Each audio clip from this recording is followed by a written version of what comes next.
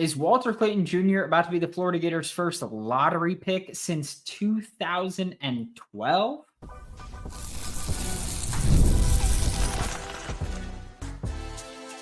You are Locked On Gators, your daily podcast on the Florida Gators.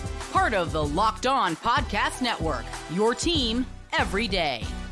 Thanks for making Locked On Gators your first listen of the day. Every day we are available daily and free ways in the podcast and on YouTube. I am Brandon Olsen. Joining me today is Leif Thulin for a NBA draft episode of Locked On Gators. Leif Thulin, of course, is the host of Locked On NBA Big Board there.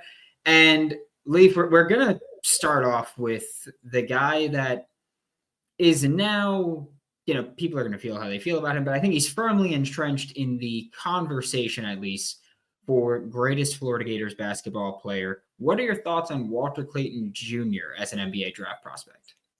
I can't believe that he's considered the greatest. You got some really good players. He had an amazing run. It was awesome to watch. Helped me win some money in my bracket pool. But Al Horford, Joakim Noah, Corey Brewer might like a say. But as for your question, I think Walter Clayton was the beneficiary of the Dante DiVincenzo type run where someone makes a run, they're a little older, and they play great basketball, and all of a sudden propitiate themselves into first-round conversations. A few years ago, or maybe more than a few now, Trey Burke was kind of the same archetype of where he found himself into the lottery and was picked highly because he had a great run. They lost in the championship. I think Walter Clayton is less likely to go in that type of range of, in Burke's case, he went number 9. DiVincenzo, I want to say he went 17. Like those guys, DiVincenzo is a little bigger. Burke, I think it's a new age where size is prioritized more and more.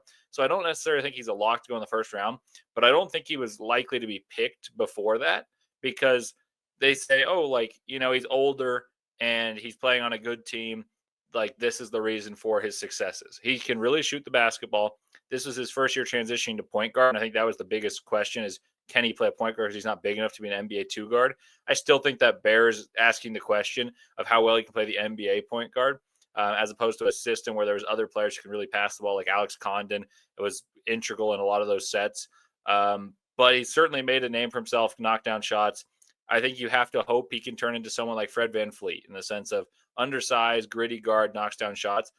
The issue for Walter Clayton and comparing him to Fred VanVleet, for much of his career was a very good defender. Walter Clayton, even at the collegiate level, was a passive and I would say a non-presence many times defensively. Made some good athletic plays because he's got those qualities, but I don't think he was a good defender in watching him closely.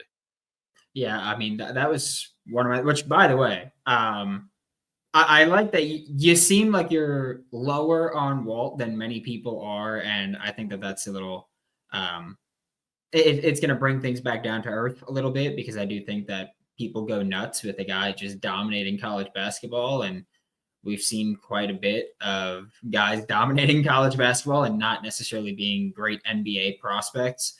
And you mentioned the defense, and for me, I feel like he seemed just so disinterested in even playing defense until they were making that tournament run.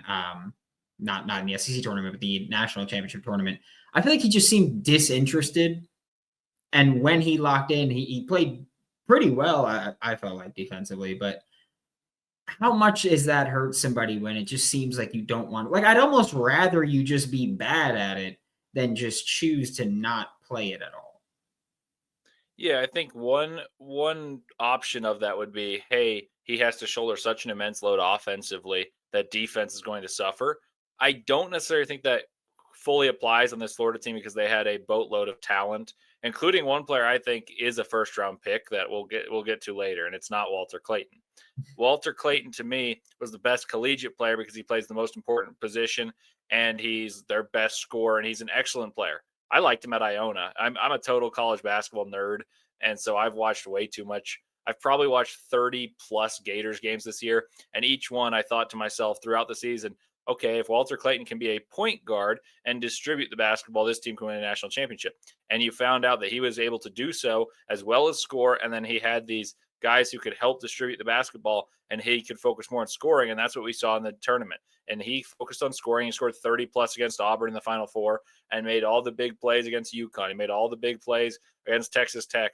And what I think that he has the penchant for making a big shot, taking and making. He's got the confidence, he's got the bravado, he's got the maturity, and things that NBA teams will look for. I just don't think you look for it in the first round because of the deficiencies defensively. I think he'll likely be picked in the second round. And if you were to tell Walter Clayton, let's say 2 months ago on February 22nd, I think that's probably hey, that's a good pick. That's a good landing spot. Now there's a different aura about him because of the championship and how integral he was to it, the big shots he made. So many people feel like that's slipping, but I think if you put the whole contextual situation of what he was as a player throughout this season and last season at Florida, I think that's probably the best case scenario for Walter Clayton. Could he go in the first round? Yeah, I'd still believe he's a second rounder. Okay, and I'm glad you said that, because I do feel like as we got into the tournament, there were mock drafts from like Bleacher Report that was like, hey, I think they had him going 12th to the Bulls, and there was the whole, Billy Donovan gets a great Florida Gator here. And it did feel like going into the year, we were thinking of Walter Clayton Jr. as like, hey, he's probably going to be, late second round pick, might even go undrafted and just have to try to work his way through there. And media wise, I think it was Jay Williams said, oh yeah, I'd take him second or third. And just, we kind of got off the rails with things there. You think he goes in the second round, which again, I can respect. I get because he just became a bucket. That's really all he was. And I wanted to know what you think a role would be for him at the next level, because again, we went from bottom of the roster to maybe lottery pick to, you think, second round pick. So what would you think his role would be? Would he just be, hey, come off the bench and try to get us some points, try to get us some offense? What would it be there? I think there's a perfect archetype right now. And I actually listened to a brief snippet of a podcast yesterday. And my favorite all-time collegiate basketball player is Kyle Guy. And Kyle Guy, for those of you who don't know, excellent shooter at Virginia, won a national championship, most outstanding player. He went 55th in the draft. He was teammates with Ty Jerome and DeAndre Hunter. And the snippet basically said, like, are you happy to see your former teammates balling out for the Cavaliers? And he said, yes, but not surprised, because now teams are valuing production. And so the reason I bring that up is I think the pathway charted by Ty Jerome, by Peyton Pritchard, by TJ McConnell, by Andrew Nembhard, opens up a former Gator right there. Opens up a pathway for Walter Clayton to do what he does best: score the basketball at an efficient level, knock down threes, and be the head of a snake for a unit. He's not going to be a star necessarily, but he can be the offensive torchbearer for a second unit team. And I think that's a perfectly normal maturation for his career arc. And Ty Jerome and Peyton Pritchard are the two favorites for winning Sixth Man of the Year. And they both, if you look at what they were in college, Peyton Pritchard was a first-team All-American who scored a ton, played a Final Four early in his career. Ty Jerome was the point guard of a national championship team. That's not too dissimilar from what Walter Clayton is.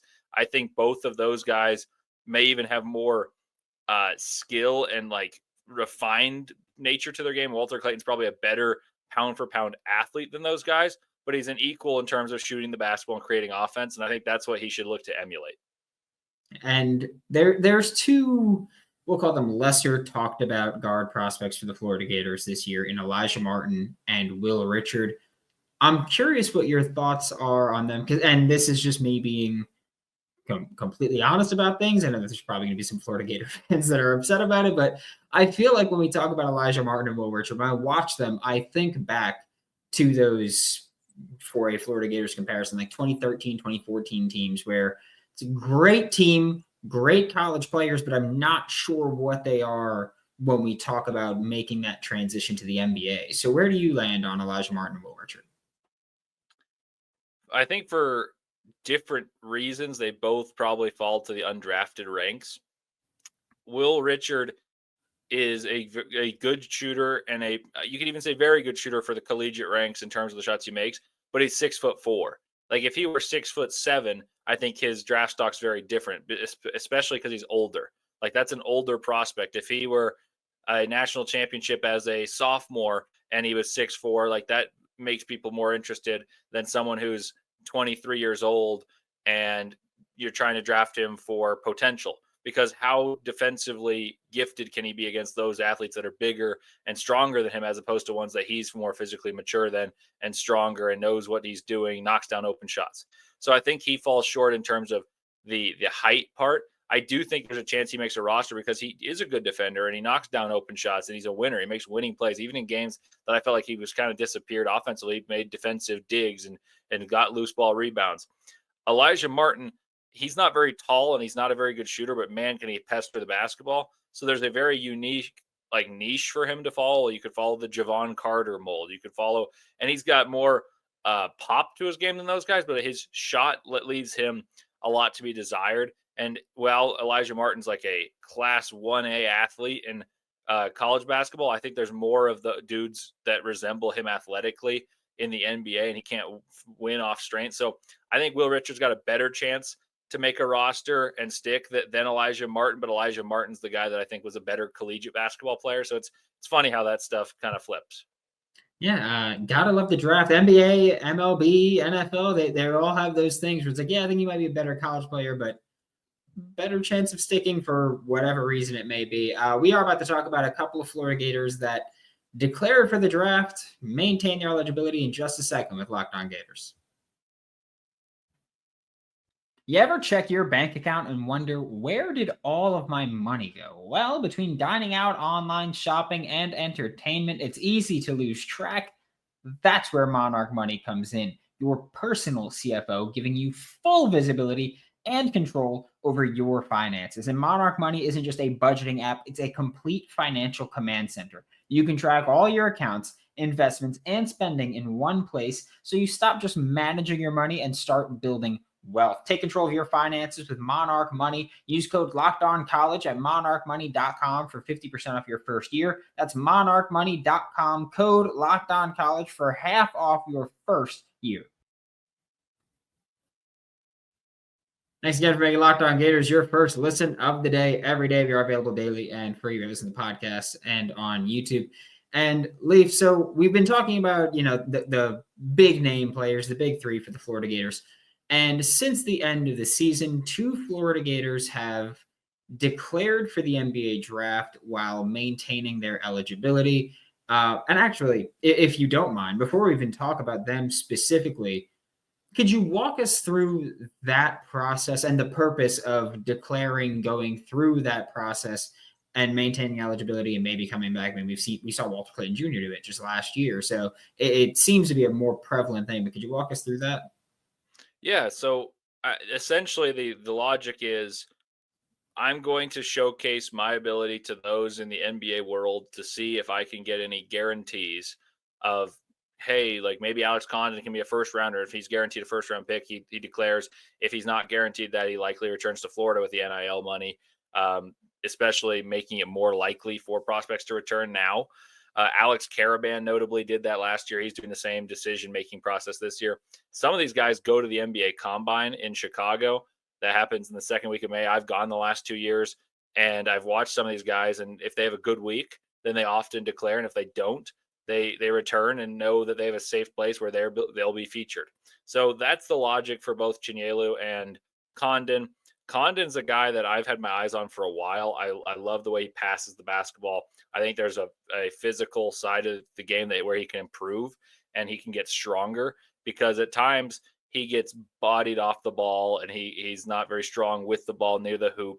But he makes all these plays that are hard to teach in terms of he has great instincts, passes the ball, plays with tremendous energy, has good coordination, even though the touch is a work in progress. I think Alex Condon, I want to say I did a podcast and it was making all SEC teams. And I said, this is not what's going to happen. But if I were ranking off of impact, I would put Alex Condon on the first team all SEC. And I was expecting it to be eight players. So the 5, I don't think he would have made it. But for 8, I would have taken him. And I think he's got a real chance. I would be very shocked if Chinyelu goes, unless someone says, we really want a rebounder. because, he did his role to the best of his ability and did so well. He rebounded. He's a bludgeoning force on the interior, knocked down a couple jump hooks every now and again. But I think this is more let's see if there's anyone who really likes what I bring to the table. And otherwise, let's see if I can drive up my NIL value. And both players certainly will be valued well, especially with the loss of Denzel Aberdeen recently, losing, of course, all these guards. I think you need to maintain a core. And Chinyelu, Condon, of course, Thomas Haugh will have interesting decisions to make coming up. But that's the rationale for those testing the waters. Yeah, I'm very curious, and I'm glad that you brought up Ruben Chinyelu the way that you did, because I said before, I fully expect him to come back. I didn't expect him to declare, and that just wasn't a thing I thought would happen, because I thought it was very obvious that I don't think the NBA really values his throwback style of player that much. Yeah, he can go get rebounds. He can protect the paint. He can get some putbacks and the occasional jump hook that is still fairly inefficient, even from that range. I didn't fully understand it, just because it just didn't make a ton of sense to me. But what do you make of him as someone even long term? Is this a thing where you got to go, hey, he'll go to this process and they'll tell him, hey, you got to develop some kind of jump shot, even if it's from mid range, just something to hold the value to NBA teams? Well, I think rebounding, much like in collegiate basketball, is becoming more and more vital in NBA basketball, because the analytics dictate if you retrieve set amount of misses. The NBA, I want to say the highest percent was 33%. The Houston Rockets retrieve 33% of their own misses and therefore get 17 extra shots per game. I want to say the math adds up there. So you get 17 extra shots per game, then your efficiency doesn't have to be as good in terms of field goal, but in terms of possessions, it's even better because you have more shots per those possessions. Florida was an example. Houston was an example. Auburn was an example where two bigs were prioritized. You're seeing some playoff teams do so. You're seeing Steven Adams play with Alper and Şengün, and you're seeing ginormous lineups for different teams. So the reason I bring that up is to say there's a world in which his rebounding becomes more coveted than what has been a small ball oriented NBA in recent years.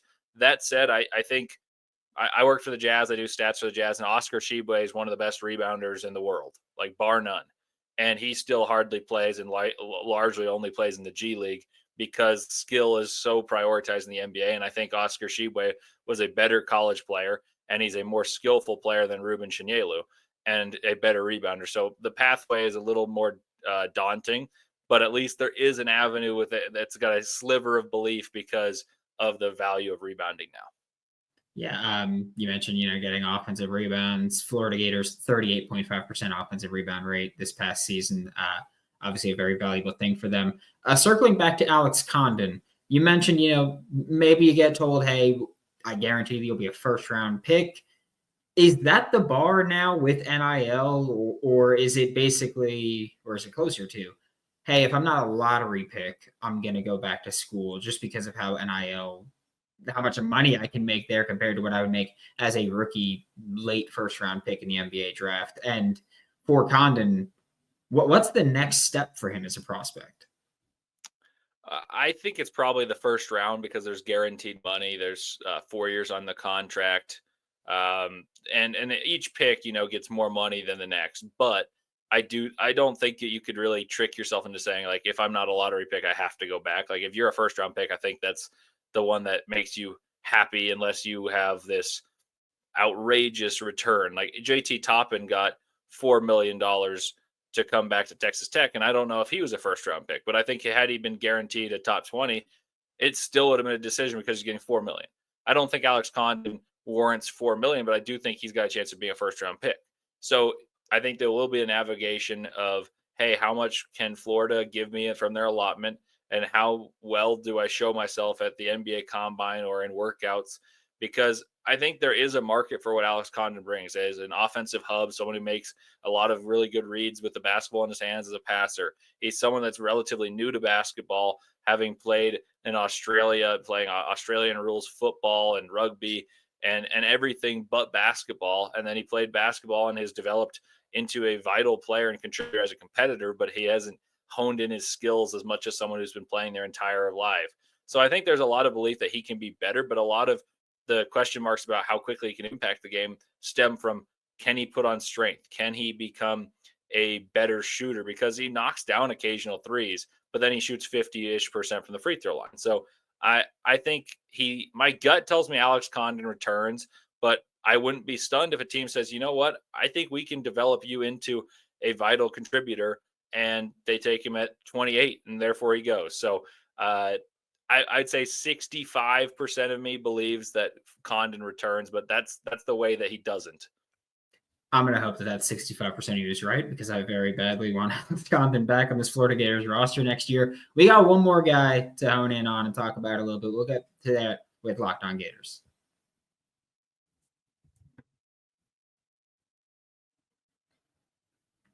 To wrap up today's episode of Locked On Gators, we are talking about the NBA draft, the Florida Gators in it, and there's one more guy that we have to talk about, and he's someone that you mentioned to me in our texts, and I felt once you said that, I was like, okay, we need a bit of time to talk about this. I told the Insider program once you texted me, which I haven't told you this. I told the Insider program right away. I was like, hey, we're talking about the NBA draft, and he's got a player that he loves here, and I'm just going to let you say it. Tell us your thoughts on Thomas Haugh. I love Thomas Haugh. I might be the biggest fan of Thomas Haugh, even more than the Gator faithful.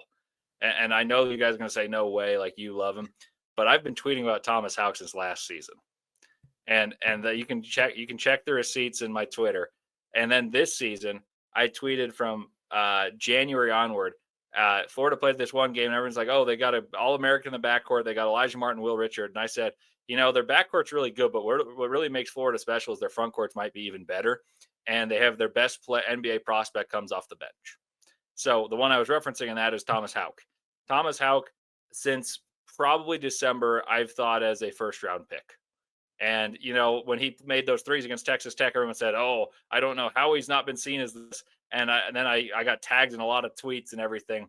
And I felt justified, because I've been just talking to Rafael Barlow and Locked On NBA Big Board and shouting into a void about how great Thomas Haugh is. And it's like, he's not going to draw numbers because he comes off the bench. And I was like, well, when he's a first-round pick, then come back to me on this. So Thomas Haugh, I'll be preaching to the choir here. He does everything well. And there's a lot of people that you say, like, what's their superpower as a draft pick? Like some 3-and-D guys, you say, wow, they're a great shooter, but they're a horrible defender. But Kobe Bryant, for instance, terrible defender, excellent shooter, best shooter in the class. But you're going to live with it because he's such a great shooter. Then you're going to see guys who are great defensively and can't put a ball in the ocean, right? Thomas Haugh is a guy who can play multiple positions, defends multiple positions at the collegiate level, has the athleticism and the growth curve to do so at the next level. He's an improving shooter, and you don't typically see improving shooters shoot over 80% from the free throw line and shoot a lot of them. You don't see guys like Thomas Haugh become a 50-50 ball turns into an 85-15 ball with Thomas Haugh on the floor. He gets every loose ball. He makes all the right plays. And typically guys that are looking for the NBA don't make the right plays. Like they're used to being the dude. Thomas Haugh makes the unselfish play every time, almost to a fault. He makes the right pass. He unselfishly defends, takes charges, rebounds, bats the ball out. He's uber intelligent. And when Florida makes all their runs, and maybe I don't listen to Locked On Gators every day, so maybe this has been touched on, but every time Florida makes a big run, Thomas Haugh's in the game. And this is no slight at Ruben Chinyelu. It's no slight at Sam Alexis. It's no slight even at Condon. But the guy who's always in the middle of these big runs, Thomas Haugh. He makes the right plays. Defensively, he's better because he can switch on the perimeter. He rebounds. He gets the ball in his hands, and he makes the right decision, finds the right shooter. Like even at the end of games, who's the guy that's the inbound guy who's sent deep or flashes to the ball and catches it? It's Thomas Haugh. He makes those free throws. And if he isn't fouled immediately, he goes, you know what? I'm an 80% shooter. Let's go get it to a 90% shooter. Like these little intangible plays that Thomas Haugh makes, he never makes mistakes. Makes the right plays, improving shooter, though I think his form could improve. Like he kind of leans away when he shoots the three. But even then he has the confidence, the chutzpah to knock down a shot and step up in a big moment when at the pressure game at the Elite Eight. Like they're down, they need a bucket, he gets an offensive rebound, gets the ball back, knocks down a three, hits another three, makes the free throws at the end of the game. Like the guy is ice cold, makes all the right plays, distributes the basketball, defends multiple positions. I love Thomas Haugh. He's my favorite player in the entire country. So, and I'm not even joking. Like, I have a coworker here that works for the Jazz who was a Florida Gators diehard fan, and we talked all year. And I said, I like Walter Clayton plenty, but Thomas Haugh's your best player. And so I've been saying this forever. I'm thrilled to be on this podcast talking about Thomas Haugh. And I hope this doesn't reach the wrong ears and he goes to the NBA draft. But at the same time, when he goes top 20, then I'll be really happy selfishly. But that's my end of rant. I could talk about Thomas Haugh for hours. Are you surprised that he's not one of those players that, at the time of recording this, are you surprised that he's not one of those players that has declared while maintaining eligibility? Yes. The only reason that I'm not flabbergasted by this is if Denzel Aberdeen's leaving, and I know he's more of a 2 guard, but does that mean that Thomas Haugh's been promised like a starting spot and he'll be the 3 and he's paid a boatload of money to come back and play with his best pal, Alex Condon again? Like, that's the only thing that's made me think, okay, maybe that's like the internal reason as to why he hasn't declared, because there's a market for him. Like, I remember, and I don't mean this as a slight at Sam Vecini, but he's one of the most foremost draft guys. And someone tweeted out, like, why has no one talked about Haugh until now? It's been obvious. And someone tagged Vecini, and Vecini had said, oh, I have. And I looked at his board and he had him 91st. It's like, okay, well, there's 60 players taken. So, like, good on you. So then I responded something about, like, oh, I have him top 20. So the point I'm making is that foremost draft experts haven't known about Thomas Haugh for a long time.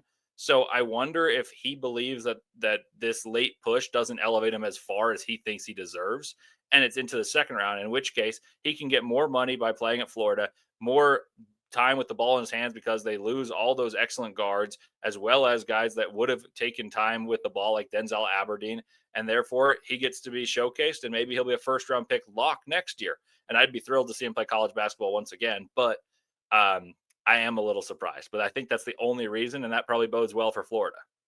Yeah, I said this during the tournament. I said I'm fully expecting both Alex Condon and Thomas Haugh to declare, maintain eligibility, probably come back. Because you also mentioned Thomas Haugh's improved as a shooter. 2023 season to 2024, he shot 25% from 3 this past year. That went up to 34%. It was 31% entering March Madness, so he improved enough there. Free throw shooting went from 46% to 80% this season, which is just a massive climb there. 6'9", tremendous rebounder. Like you mentioned, when Florida went on those runs, oftentimes it was that they would go win the battle for the boards, and Thomas Haugh did that consistently, defending multiple positions. And he's helping Florida now use the power of friendship to try to repeat, with hopefully Alex Condon coming back, hopefully Thomas Haugh coming back. And then Florida got Xavier Lee out of Princeton to transfer into Florida, and he was high school teammates with Thomas Haugh. So hopefully all of that ties into Thomas Haugh leading the team. But long term, where would you slot him? Because like I mentioned, 6'9", he's listed as 6'9", 215. We're talking about an NBA that is still in their small ball era, but starting to put more value on rebounding. I feel like that kind of makes him a perfect fit for modern NBA. So where do you see Thomas Haugh long term at the next level? I think he's a 4 at the NBA, but I think if he showcases at Florida, he can play the 3 the next year, which is the most likely thing. Or if Chinyelu goes to the draft and Condon returns, then he's the starting 4. But anyway, he's going to be more showcased regardless if he does return.